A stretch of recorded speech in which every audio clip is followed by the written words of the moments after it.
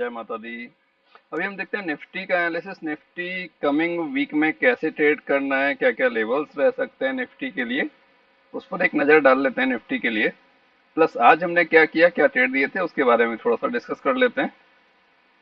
देखिए, first trade मेरी ये थी, यहाँ से मुझे करीब 35 पॉइंट का आसपास का मूवमेंट मिला था। ठीक है। उसके बाद सेकेंड ट्रेड मैंने ये लिया था, जिसमें भी अराउंड 35 पॉइंट समथिंग मूवमेंट मिला था। और उसके बाद मैंने इसको लेने की कोशिश किया था, बट ये इसमें मेरा एसएल हो गया था करीब 38 पॉइंट का, तीसरी ट्रेड में। उसके बाद एक ये ट्रेड मिलती है, जिसमें मैंने टारगेट सेट किया था करीब 72 पॉइंट के आसपास का, बट उसमें थोड़ा सा वो मिसिंग रह गया। मैंने 380 का एक्सपेक्टेशन रखा था, वो 20 पॉइंट पहले से वापस हो गया। तो अराउंड 50 पॉइंट, 50 में से नहीं तो मैं 35 पॉइंट इसमें से मानता हूँ, क्योंकि तब ये प्राइस यहाँ पे खड़ा था, तब एग्जिट के लिए मैंने बोला था, मैंने एग्जिट कर लेते हैं यार अब। क्योंकि प्राइस अब यहाँ से जब ये 4-3 सेकंड बन गई, तो मैंने अब ये ऊपर जाने की संभावना लगती है, इसके नीचे नहीं जाएगा। इस वजह से वहां पर तो ओवरऑल ज्यादा कुछ नहीं मिला, इसमें थोड़ा बहुत ही मिला। और टाइम इसने बहुत खा गया। ये टाइम यहाँ कहीं एंट्री किया था हमने, उसके बाद बहुत सारा टाइम खा के गया था। ये ट्रेड जो है सबसे ज्यादा टाइम खाया था इस ट्रेड ने, क्योंकि हमारे प्रीमियम जो होता है वो आईटीएम होता है थोड़ा सा, 2-3 स्ट्राइक प्राइस, तो ज्यादा इफेक्ट उस पर पड़ा नहीं डिके का। ठीक है। उसके बाद ये एक लिया था, एक्सपेक्टेशन इसमें ज्यादा रखा था हमने, थोड़ा सा ज्यादा रखा था। हालांकि पहला जो मैंने बोला था, ये बोला था 480 का, तो 480 एग्जैक्टली गया। और मैंने 500 तक का एक्सपेक्टेशन रखा था, जिसके चक्कर में इसमें मैंने छोटा सा कोई एक एसएल एसएल दे दिया था। कॉस्ट पे भी नहीं रखा था, मैंने एसएल दिया था इसमें करीब 10 पॉइंट के, 9-10 पॉइंट का करीब करीब। फिर एक बाई किया था, इसमें करीब 24 पॉइंट का एसएल गया था। ओके। उसके बाद फिर लास्ट में ये एक ट्रेड लिया था, यहाँ से कहीं से करीब 422-23 से। और उसका फिर जो कल होता वहीं तक एक्सपेक्टेशन थी कि वहां तक वो चला जाएगा, वो वहां तक एग्जैक्टली आ गया। इसमें करीब 80 पॉइंट के आसपास का मूवमेंट मिला था, जो कि आज का सबसे बड़ा मूवमेंट था। एक्सपेक्टेशन तो यहाँ पे भी वही थी मेरी, बट वहां पे वो न जाके थोड़ा पहले उसने बहुत ऊपर की तरफ मूवमेंट दिया, तब जाके उसने नीचे की तरफ मूवमेंट दिया। तो ओवरऑल अगर देखें हम, तो हमने जो है यहाँ पे आपका सात सात ट्रेड दिए, जिसमें से 3 एसएल और 4 प्रॉफिट। और काउंट कर लेते हैं लॉस कितना गया। 24-25 पॉइंट मान लेते हैं, 25-10-35, 35 और 35-70, करीब 72 पॉइंट समथिंग स्टॉप लॉस दिख रहा है मुझे। ठीक है। और 35-35-70, 70 और 35, 100 मान लो, और 80, 180, 180 और 70, मतलब 100 पॉइंट के आसपास का ओवरऑल आज का दिन का प्रॉफिट निकल के आता है 7 ट्रेड के अंदर। ठीक है। स्टॉप लॉस हुआ ज्यादा बड़ा नहीं था, बट जो प्रॉफिट आया वो बड़ा था लास्ट वाले ट्रेड में। अगर इसमें नहीं भी आता तब भी कुछ नहीं जा रहा था, तब भी हमें कुछ ना कुछ, मतलब लॉस बिल्कुल नहीं था। अगर ये ट्रेड भी नहीं मिलता, हमारा ये ट्रेड भी प्रॉफिट नहीं देता यहाँ तक का, 370-75 से वापस होता, तब भी जो है हमारा कुछ नहीं जा रहा था। हम नो लॉस नो प्रॉफिट में थे। ठीक है।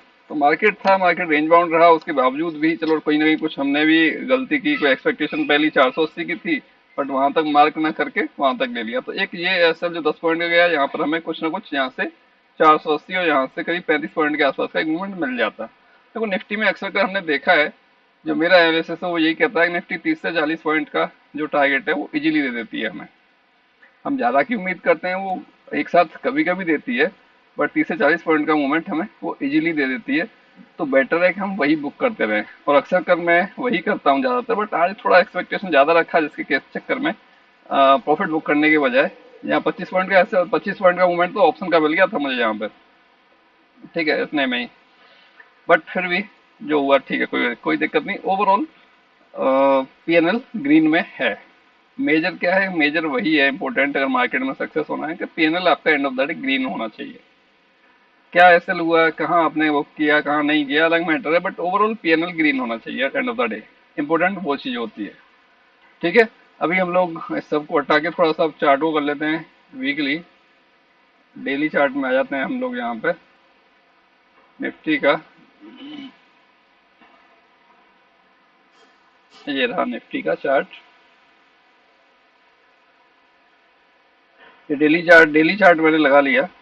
अब यहाँ पे डेली पे अगर आप देखने जाओ, कल एक अच्छा सा हमें बाउंस बैक दिखा था। ठीक है। और उसी सपोर्ट पर आकर के अब प्राइस ने क्लोज कर दिया अपने जस्ट लो के आसपास, कल के लो के आसपास क्लोज किया है इसने। कल का लो था आपका 344, आज क्लोजिंग मिली है 363। ठीक है, तो हमें अब यहाँ पर जो इंडिकेशन मिल रहा है वो डाउन साइड का मिल रहा है ना कि अप साइड का, जो कि मेरे जो एक्सपेक्टेशन थी, जैसा कि कल उसने जो एक बाउंस बैक दिया था, तो यही था कि सपोर्ट से बाउंस बैक दिया है तो पॉसिबिलिटी है कि ये आराम से ऊपर की तरफ निकल जाएगा। बट हुआ क्या, आज गैप डाउन ओपन होता है, गैप डाउन ओपन होके डाउन साइड में ही कंटिन्यू वो आता है। इट मीन्स कि ये अपसाइड जाने की अभी पॉसिबिलिटी नहीं दिख रही है, ये कहीं ना कहीं और ज्यादा डाउन साइड यहाँ से आएगा, और ये कहाँ तक आएगा। और इम्पोर्टेंट लेवल दिख रहा है हमें इसका 23,800 से 900 का जो रेंज है, या फिर हम कह सकते हैं 23,800 से लेके 24,000 तक का जो रेंज है, वो हमें दिख सकता है, इसमें देखने के लिए मिल सकता है कुछ टाइम के बाद। मे बी नेक्स्ट वीक में कंप्लीटली वो देखने को मिल जाए, या फिर उससे और नीचे भी चला जाए, क्योंकि 300 पॉइंट, 350 पॉइंट वो और 150 पॉइंट इधर काउंट कर रहे हैं, तो कोई 500 पॉइंट के आसपास का मूवमेंट है।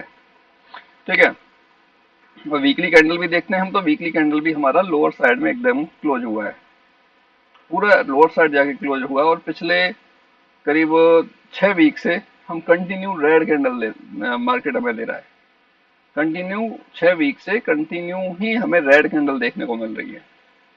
ठीक है, और जब बाउंस बैक मिलना स्टार्ट होगा तो फिर हमें अच्छी तरह से बाउंस बैक भी मिलना स्टार्ट हो जाएगा। अगर हम इसको थोड़ा सा और डीप एनालिसिस करते हैं वीकली के अकॉर्डिंग, तो क्या पॉसिबिलिटी है, अगर मैं इस स्विंग लो को लेता हूँ और इसको देखता हूँ, तो ये आ रहा है मेरे पास निकल के 23,250 से लेके 23,700 की रेंज, मोटा मोटी पकड़ लो 23,500 के आसपास का। ठीक है, राउंड फिगर पकड़ लेते हैं हम 23,500 के आसपास का, तो 23,500 के आसपास का जो लेवल है वो एक बहुत इंपॉर्टेंट है, क्योंकि हम अगर देखें तो वीकली में अभी ये शेल में ऑलमोस्ट आ चुका है मेरे ये इंडिकेटर के थ्रू, जो भी मैंने ये मूविंग एवरेज लगाए हुए हैं इनके थ्रू ये ऑलमोस्ट शेल में आ चुका है निफ्टी वीकली में। ठीक है, ये क्रॉसिंग ऑलमोस्ट इसी कैंडल पर हो चुकी है इस वीक में, और जैसे ही अब नेक्स्ट वीक में ये जो आज का लो है उसके नीचे प्राइस क्लोज करेगा डेली चार्ट पर। देखो क्या एक्चुअली क्या है, हम वीकली देख रहे हैं तो हमें वीकली में ही क्लोजिंग चाहिए होगी, क्योंकि कई बार क्या हो सकता है कि 2-3 दिन हो सकता है कि थोड़ा सा नीचे की तरफ आए, यहाँ से यहाँ तक आए, और लास्ट में 2 दिन, लास्ट के 2 दिन में वो कवर करके फिर ऊपर 500 पॉइंट 600 पॉइंट जाके चढ़ गया। अगर जाके बैठ गया ऊपर तो फिर इट मीन्स कि वो एक रिवर्स कैंडल बन सकती है, क्योंकि जहां पे हमने ये ड्रॉ कर रखा है लेवल, तो ये भी तो एक सपोर्ट है इसके लिए, तो वो नहीं, इसके नीचे कोई एक कैंडल क्लोज होनी चाहिए वीकली, तब जाके वो एक्टिवेट होगा, और उसके बाद का जो प्राइस है हमें 23,500 के आसपास का आराम से देखने को मिल जाएगा। ठीक है, तो उसके अकॉर्डिंग अगर हम देख रहे हैं तो यहाँ पर हमें ये चीज दिखाई दे रही है, और हम देखते हैं डेली चार्ट में, तो डेली चार्ट में तो कम्प्लीटली हमें दिखाई दे ही रहा है कि डेली चार्ट में भी कम्प्लीटली वो डाउन साइड ही उसने आज क्लोज किया है निफ्टी ने। ओके, और हम अगर यहाँ पर रुका था करीब प्राइस 2 दिन के आसपास, इसको अगर कंसीडर करते हैं तो फिर हमारे पास वही लो निकल के आता है जहाँ प्राइस वो अभी खड़ा है, ये वाला 24,185 के आसपास, और 24,185 के आसपास प्राइस यहाँ भी रुका था, ये दिख रहा है आपको, यहाँ भी रुका था प्राइस। तो पॉसिबिलिटी है, एक पॉसिबिलिटी ये भी है कि प्राइस यहाँ से कहीं से वापस हो जाए 24,100 के आसपास से, 24,185 के आसपास, 200 के आसपास, तो 24,100 और 200 के आसपास की जो रेंज है वो भी एक सपोर्टर काम कर सकती है। क्यों, यहाँ पे लो आया था, लो बनाया था उसने, इसका जो लो था 24,198 200 मानो, और इसका जो लो था 24,150, बट यहाँ से जब भी आया था प्राइस बाउंस बैक लिया था उसने। ठीक है, बट एक इम्पोर्टेंट क्या है कि जब भी प्राइस यहाँ आ रहा था 450 के आसपास, वहां से बाउंस बैक ले रहा था, बट अब वो उसके नीचे क्लोज कर चुका है। आई थिंक जो होगा ये उसको अब नहीं मानेगा, इस एरिया को ये निफ्टी नहीं मानने वाला, वो नीचे आएगा इस एरिया तक, 23,850 से लेके 24,000 की रेंज में निफ्टी हमें देखने को मिल जाएगा नेक्स्ट वीक में। ठीक है, अगर ये ट्रेंड लाइन के नीचे भी आता है तो, क्योंकि यहाँ ट्रेंड लाइन है, ट्रेंड लाइन का सपोर्ट जब भी प्राइस आता है तो डेली चार्ट में एक भी दिन ट्रेंड लाइन के नीचे क्लोज नहीं हुआ प्राइस अभी तक। ठीक है, जब भी आता है ट्रेंड लाइन पे आता है, बाउंस बैक लेके चला जाता है। तो ये भी इम्पोर्टेंट है कि आज के लो के नीचे एटलीस्ट 1 घंटा कम से कम निफ्टी को नीचे की तरफ उसके सस्टेन करेगा, फिर उसके नीचे निकलेगा, तब जाके मानेंगे हम कि निफ्टी डाउन साइड आने के लिए बिल्कुल रेडी है। ट्रेंड लाइन के नीचे वो निकल चुका है। और नहीं निकलता है, थोड़ा नीचे आता भी है और वापस हो जाता है 1 घंटे के अंदर अंदर ही, तो फिर नहीं कह सकते कि वो नीचे रुकने वाला है, नीचे सस्टेन करने वाला है। या फिर हम 1 घंटे के जगह हम दिन का पूरा डेली चार्ट कंसीडर कर सकते हैं बेसिकली, क्योंकि हम डेली में ही देखना तो डेली देख लेंगे, डेली का चार्ट देखेंगे और डेली के हिसाब से अगर नीचे क्लोज कर जाता है तो फिर डाउन साइड में ट्रेंड लाइन के नीचे आ जाएगा प्राइस, और आराम से हमें वो डाउन साइड का और मूवमेंट देखने को मिल जाएगा। ठीक है। लेवल्स क्या हो सकते हैं, बड़े बड़े लेवल्स मैंने आपके साथ शेयर कर दिए हैं, और अगर छोटे चाहिए तो फिर आप आराम से आवरली करो चार्ट को, और आवरली चार्ट करके लेवल ड्रॉ कर लो अपने अपने चार्ट पर, कोई दिक्कत वाली बात नहीं है। ठीक है। इतना आप कर सकते हैं आसानी से, आवरली कर लो चार्ट को, और आवरली चार्ट के अकॉर्डिंग सपोर्ट रेसिस्टेंस एसएनआर आप ड्रॉ कर लो, कोई दिक्कत वाली बात नहीं है। और कोई क्वेरी कोई क्वेश्चन रहता है तो आप मेरे को व्हाट्सएप मैसेज कर सकते हो, और बाकी टेलीग्राम ज्वाइन कर लो, और चैनल सब्सक्राइब कर लो, जिससे कि जो लाइव आएंगे तो आपको नोटिफिकेशन मिल जाएगा, जिसमें जो भी ट्रेड दे रहे हैं वो डेफिनेटली सारे सारे ट्रेड वहां पर आपको मिल जाते हैं। ठीक है। टाइम दोगे पैसा मिलेगा, कोई दिक्कत नहीं है। ऐसा लेने के लिए रेडी रहिएगा, क्योंकि मैं खुद अग्रेसिव ट्रेडर हूँ, तो भाई ट्रेड कई बार बिना सेटअप के करता हूँ, और बिना सेटअप के ट्रेड में मेरे को ज्यादातर देखने को मिलता है एसएल होता है। बट फिर भी हैबिट है, कोशिश करते हैं सुधारने की, धीरे धीरे सुधर रही है, बट फिर भी है अभी तक काफी हद तक। जिस दिन कंट्रोल कर लेते हैं उस दिन एसएल नहीं होता, जिस दिन कंट्रोल नहीं करते उस दिन एसएल हो जाता है। कुछ लोग कहेंगे यार दूसरों को सिखाने की कोशिश कर रहा है या सिखा रहा है और खुद ही कंट्रोल नहीं है, बट हाँ ओवरऑल यार पीएनएल ग्रीन में रहता है, जितना मुझे पता है। ओवरऑल पीएनएल मेरा ग्रीन में रहता है एंड ऑफ द डे, या फिर साथ में कंटिन्यू कम्प्लीटली जो फॉलो कर रहा है उसका भी ग्रीन में रहता है। बाकी तो और ज्यादा कुछ मैं नहीं कह सकता। ओके दोस्तों, मिलते हैं नेक्स्ट वीडियो में। जय हिंद, जय माता दी।